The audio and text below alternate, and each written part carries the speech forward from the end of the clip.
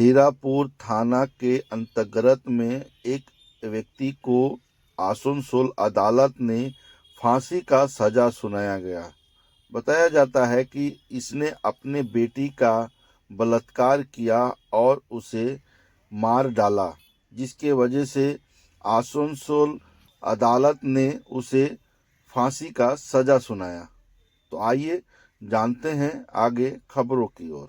जज POCSO court ने हमारा एक महत्वपूर्ण केस में कन्विक्शन किया है। ये केस 14 अप्रैल को रजिस्टर हुआ था, जहां पे एक नाबालिग लड़की की देह पाया गया था उसके घर के अंदर। घर लॉक था और सुबह जब उनके माँ ने देखा तो वो मरी पड़ी हुई थी और रक्त आ रहा था उसके कान से, नाक से। तो केस का इन्वेस्टिगेशन करते समय हमको पता लगा कि शायद उसका फादर ही इन्वॉल्व है।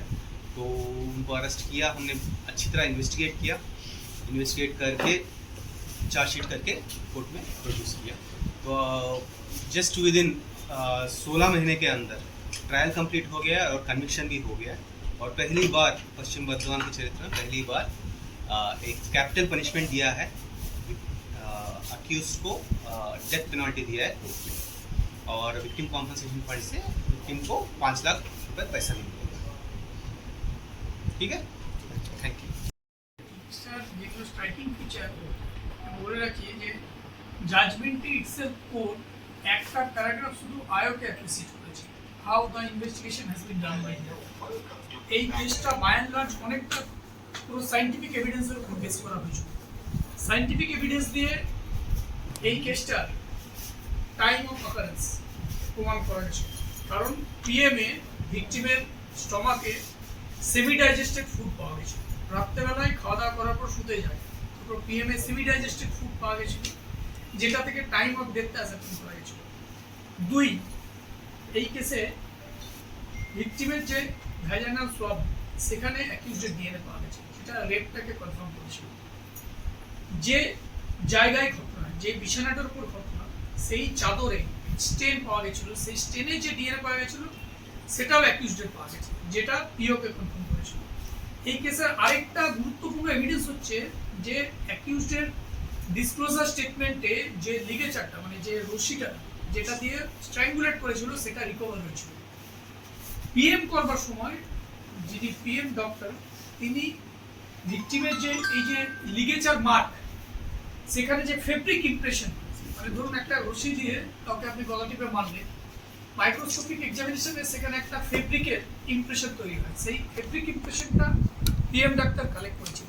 এরপর আয়ো যখন লিগেচারটা রিকভার করলো, সেই ফেব্রিক ইমপ্রেশন এবং লিগেচার দুটোই পাঠিয়েছিল এফএসএল, এবং এফএসএল কনফার্ম করে যে এই লিগেচারটা ফেব্রিক ইমপ্রেশন এবং যেটা ভিকটিমের লিগেচার মার্কে পাওয়া গেছে দুটো সেম। এটা দিয়ে আমরা এটা কনফার্ম করতে পেরেছিলাম যে অ্যাকিউজডের ডিসক্লোজার স্টেটমেন্টে যে রোগটা ডিসকভার হয়েছে সেইটা দিয়ে কিন্তু স্ট্র্যাঙ্গুলেট হয়েছিল। মানে ওরাল এভিডেন্স ছাড়াও এই কেসটা মূলত বেস করা হয়েছিল সায়েন্টিফিক এভিডেন্সের উপর।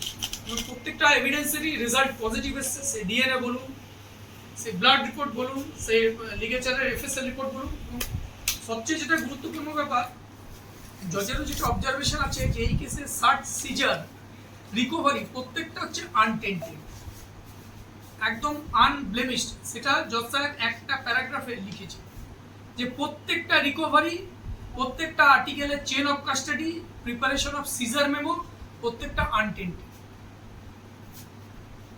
এবং আমাদের যেটা বক্তব্য ছিল যে রিলেশনশিপটা একটা বিরাট ফ্যাক্টর। বাবা হচ্ছে একটা বাচ্চার কাছে সেফেস্ট প্লেস, বাবার কাস্টাডি। সেই বাবা এই ঘ্যাস্টলি ক্রাইমটা কমিট করে।